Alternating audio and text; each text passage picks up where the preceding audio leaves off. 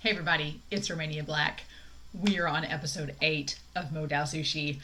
Eight's my lucky number, so I'm really excited about this episode. Last episode was awesome. I loved the archery match. I loved meeting all the clans. Ever since this series started, I've wanted to see all the clans gathered because the OP promises so much. They're like, here's all these clans. And I was like, I want to see this person and this person.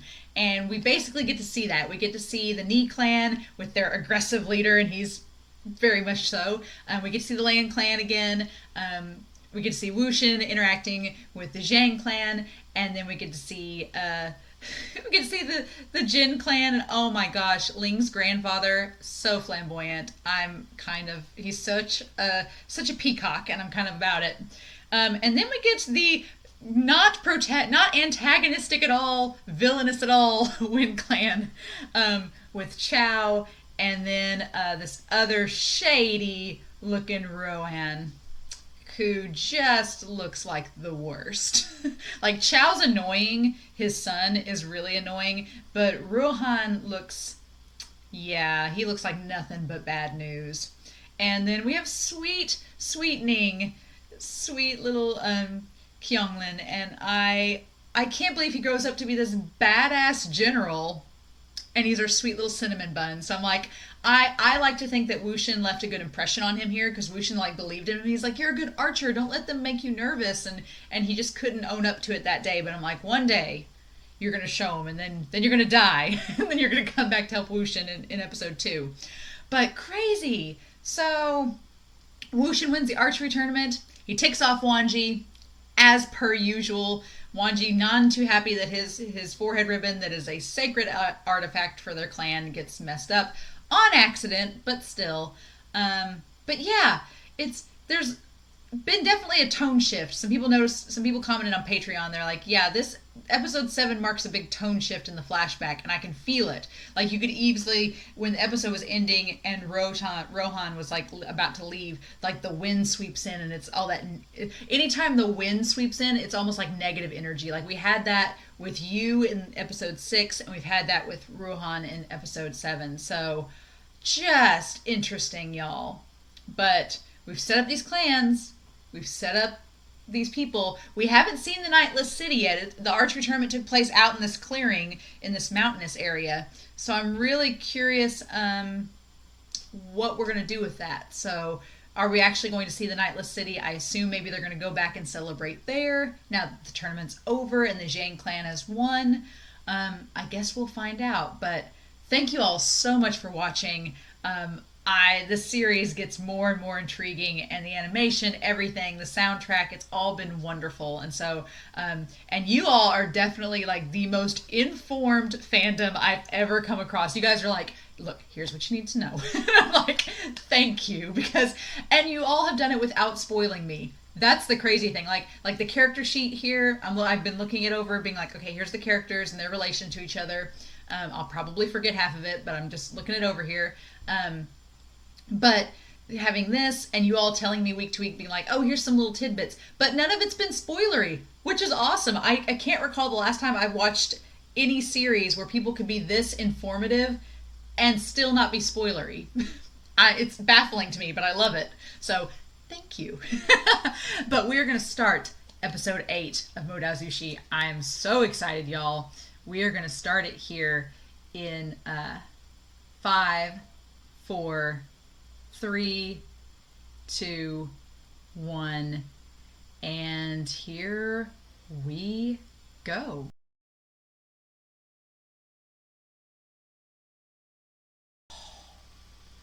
Okay, I want to go back.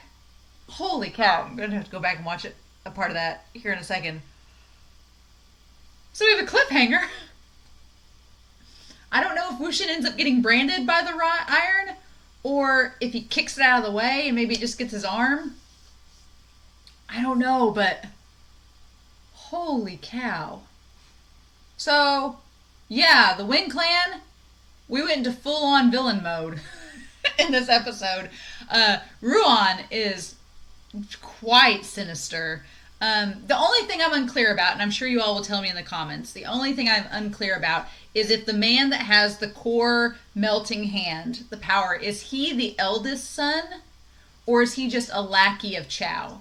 Because for a second I thought he was the elder son because it said on my character sheet that Chao is the second born son. So I thought maybe that the guy that had the melting hand was the firstborn and Chao, and he was just working with Chao. But in the cave, Chao refers to him kind of like a lackey.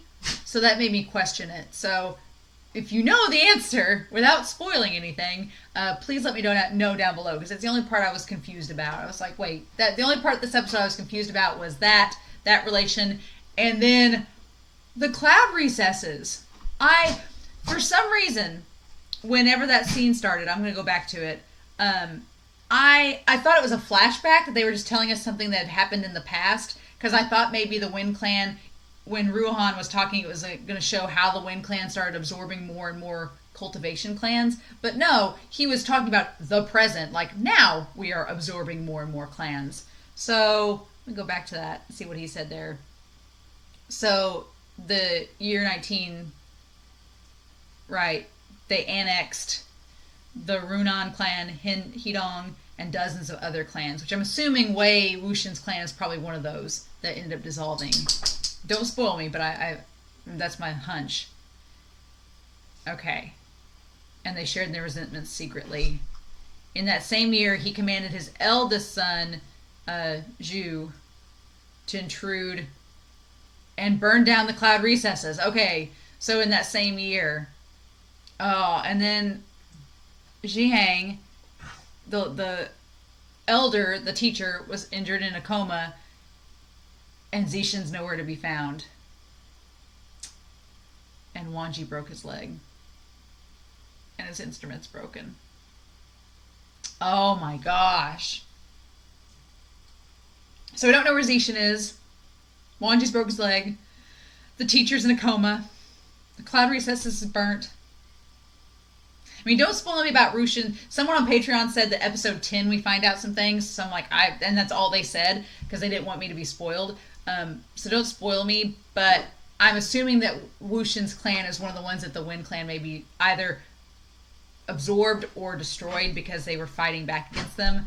But either way, I like the discussion that you and Cheng's father have at the dinner table of, like, Cheng's father is kind of not a pacifist, but he's very much passive in that he's like, well, we can only do so much. We just need to do what we can do. And Yu's like, and I'm kind of on Yu's side here. It's like they're doing all this horrible stuff and nobody's doing anything. And we're about to send our only son into being a hostage for this group. And she's like, we obviously can't send your sister, even though some families sent women.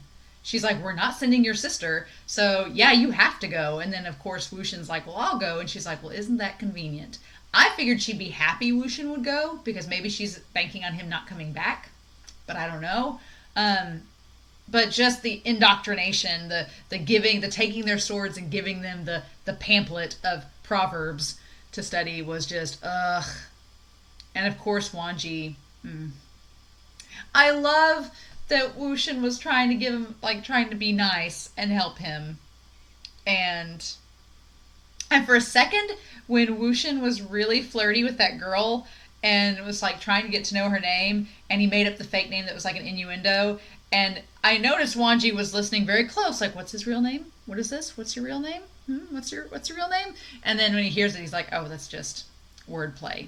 Of course, that'd be you. But I'm like, on to you, Wangji. But this just shows, like, WuXian being kind-hearted, and Chao, this womanizing worm, is ugh. And that the maid of a slut, I was like, oh my gosh. She's awful.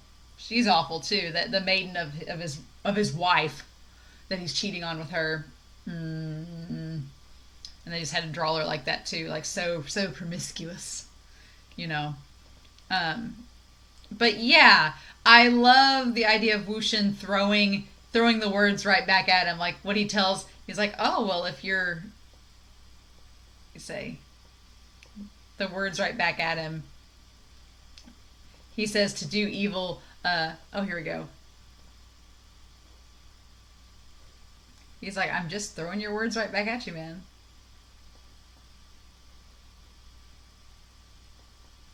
What do you say? Yeah. And he comments Wangji having guts along with Jin protecting that girl. None of your two clans can make it back. And I like that Jin and Wangji both...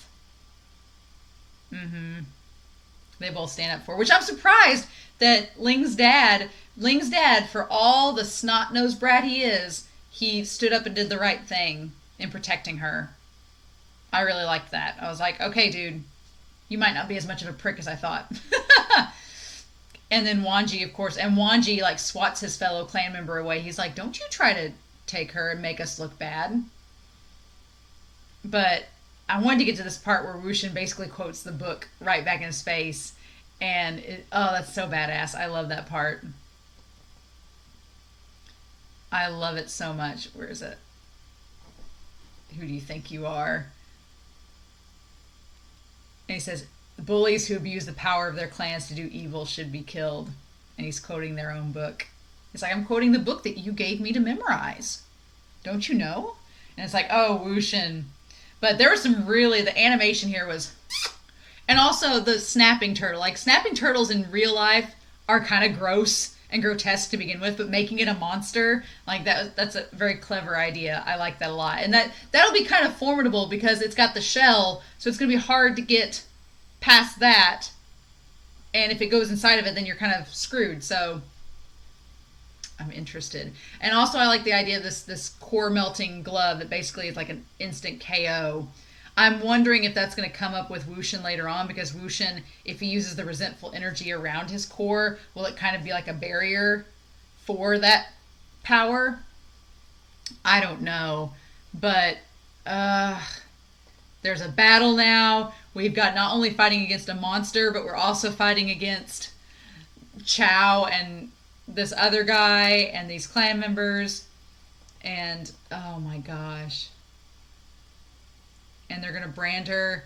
And then that shot of WuXian with the sword in his hand, like, just so good.